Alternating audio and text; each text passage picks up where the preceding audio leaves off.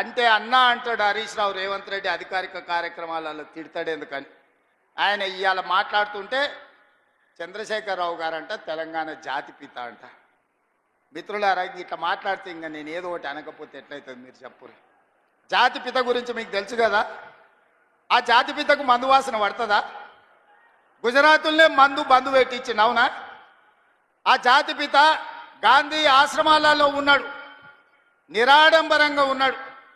మరి ఈ జాతిపిత వాసన లేకుంటే నిద్ర లేస్తాడా? ఆ జాతిపిత ఎక్కడా? ఈ జాతిపిత ఎక్కడా? ఆ జాతిపిత ఎక్కడో చిన్న చిన్న దళిత వాడల్లో జీవితం గడిపితే 100 ఎకరాల ఫామ్ హౌజుల్లో ఈ జాతిపిత గారు ఉన్నారు. ఈయన జాతిపిత ఎట్లయితాడని నేను అడుగుతున్నా. అసలు పోల్చుకోవడానికన్నా పొంతన ఉండాలి కదా. పులిని చూసి నక్క వాతలు పెట్టుకుంటే వాతలతోని నక్క పులి అయిపోతుందా? జాతిపిత అంటే ఎవరు?